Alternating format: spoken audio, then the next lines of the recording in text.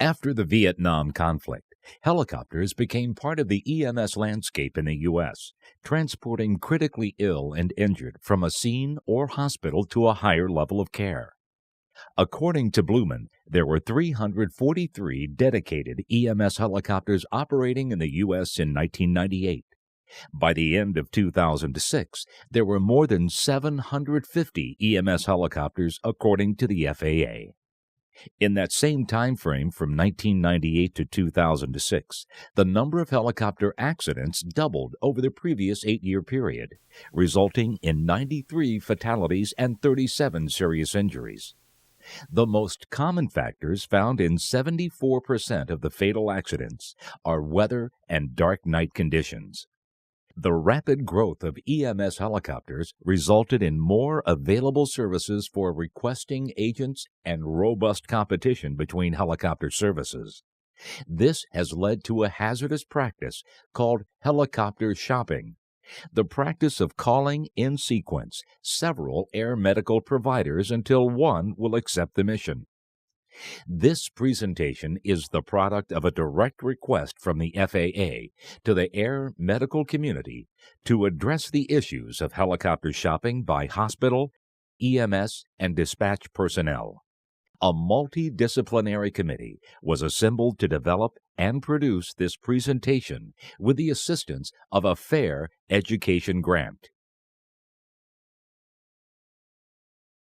Air medical helicopters are generally requested to transport a patient with serious injuries or illnesses from a scene or from a local hospital to a tertiary care facility. Ordinarily, an 800 number is available to hospitals and EMS agencies to access the helicopter. The Air Medical Program's Communication Center will receive a call from the referring agency requesting the helicopter directly or through a 911 center. Flight for Life Communications, this is Wes. How can I help you? Hi Wes, this is Wendy at Gurney Dispatch. We have a shooting with multiple victims and we need the helicopter. Okay, what is the location of the scene? We do not have a landing zone set up yet, but the incident is near the intersection of 21 and Stern School Road, just east of 94. Okay, is the scene secured? Hold on, let me check with command. Command from Gurney? Go ahead, Gurney. Flight is asking if the scene is secure. Gurney, this is command. Scene is secure. And what frequency are they going to have them contact them on? Green Fire Ground. Calling Wendy. Can you let command know the pilot's doing a weather check and it might take a few minutes? Command from Gurney, flight is doing a weather check. Message received, Gurney. While we're waiting for the weather check, do you have any information about the patient? Yes, the patient's an 18-year-old male who has gunshot wounds to the head and chest. Command from Gurney. Go ahead, Gurney. Command from Gurney, flight has a 20-minute ETA. This is command, Gurney. Message received. Thanks. Yes, command just called. The landing zone will be a quarter mile west of 94, just south of Stern School Road, and a half mile east of Hunt Club Road, half mile north of Route 132. It's going to be in the northeast corner of the Gurney Mills parking lot. Okay, and that's Stern School Road and Hunt Club, correct? This request is a scene request from a 911 center. If it were an inter-hospital request, the communication center would usually have the referring and receiving hospital on file with the landing coordinates and specific landing site information already in a database. Many air medical programs have a red, green, yellow system so that the communicator knows when they get a request that it is possible to respond. If they were under red conditions, it would mean that weather is below minimums where the helicopter is based, and they would not be able to respond to any requests. Green means weather is clear where they are based and able to lift off to respond. Yellow means the weather is questionable and the pilot must be consulted to accept or turn down the request. Weather minimums are based on ceiling height and visibility. Both ceiling height and visibility minimums must be met for the pilot to accept the flight. Even though pilots accept a request, when pilots make a decision regarding weather, they must Weather is a use no-go. all information available based on current and forecast conditions. Pilots must consider the following 4 items for every leg of the flight: 1. Departure, weather at their location. 2. En route, weather encountered between departure location and the requesting facility or scene. 3. Destination, weather they may encounter at the destination facility. And 4. Time, the total time for transport including any delays. If weather is below the program's safe minimums or forecast to be below their minimums during any portion of the flight, the pilot will decline the flight. This doesn't mean another provider cannot accept the request. Just because weather is unacceptable from one location doesn't mean it's the same at another. For example, a request is made to H1, but the pilot declines due to weather occurring at his point of departure. Another aircraft, based at a different location, may be able to complete the transport if weather is acceptable at his point of departure. Of course, the pilot must also consider departure, en route, destination, and time. The same holds true for weather en route. Weather may be isolated, allowing safe flight to and from all but a small geographical area. Each program in a region may also have different weather minimums depending on FAA approval, topography, and aircraft capabilities. As defined in the introduction, helicopter shopping is the practice of calling in sequence several air medical providers until one will accept the mission. The following is an example of helicopter shopping that resulted in a fatal accident. All information from this accident is taken directly from the NTSB Factual and Probable Cause Report, File CH-104, MA 182. On July 13, 2004, at 05:35 Eastern Daylight Time, a Bell 407 helicopter was on an EMS mission when it collided with trees shortly after takeoff from Interstate Highway I-26 near Newberry, South Carolina. The pilot, flight nurse, flight paramedic, and patient received fatal injuries, and the helicopter was destroyed by impact and post-crash fire. The EMS flight was en route to the medical center where it had departed at 05:02 Eastern Daylight Time. Night vision meteorological conditions with mist and fog prevailed in the area of the accident site. 3 other EMS helicopter operators had turned down the mission, including one who had attempted it but had to return because of fog conditions.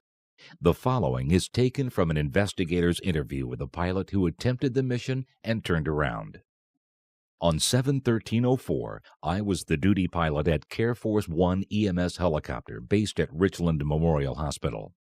At 4:39 a.m., I got a call from Peggy Hansen, our communications specialist, stating that Newberry County EMS 911 dispatch was requesting our services for a scene flight.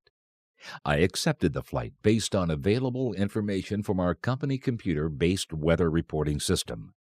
At 4:40 a.m., we were put on standby. At 4:42 a.m., we were requested to go to the scene. We lifted for departure at 04:43 a.m. and flew for 2 minutes before I decided to cancel the flight due to halos on some lights in the distance which would signify the formation of fog. I landed back at Richland Hospital at 4:46 a.m. After Care Force 1 aborted the flight, Newberry 911 pursued as follows. At 04:48, Newberry 911 contacted MTC-1 located in Greenville, South Carolina. The MTC-1 dispatcher turned down the flight without contacting the pilot because they were operating in condition red. At 04:49, Newberry 911 contacted LifeReach 1 located in Columbia, South Carolina, to determine if that operator could accept the mission. The LifeReach 1 pilot initially accepted the mission, but declined it when he learned that Care Force had returned due to fog. At 04:50, Newberry 911 contacted Spartanburg 911 dispatch requesting services.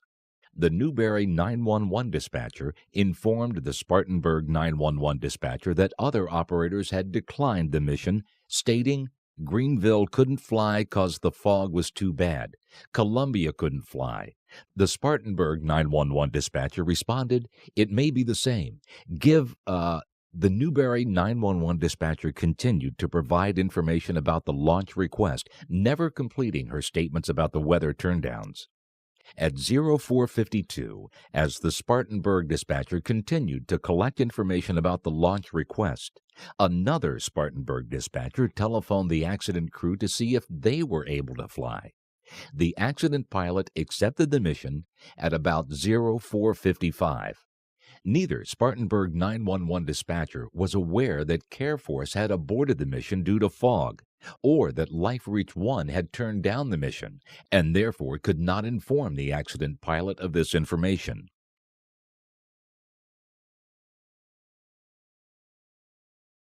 No one wants to lose peers and patients, nor does the air medical community want to see yet another headline like this one in the Indy Star newspaper on February 10, 2006. 2 copter firms turned down run. Despite the fog, a third company agreed to fly the patients to Indy last week and soon crashed.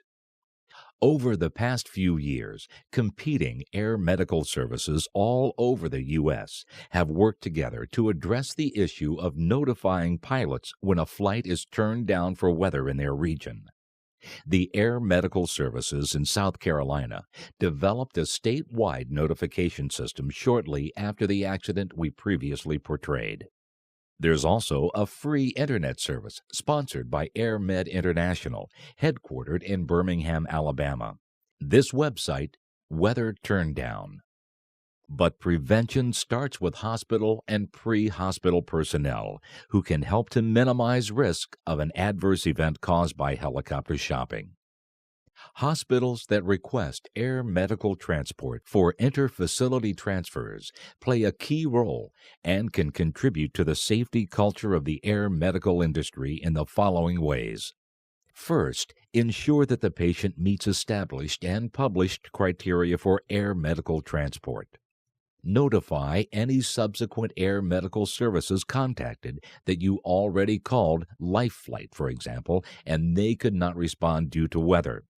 Provide specific information, such as time that you called the other service.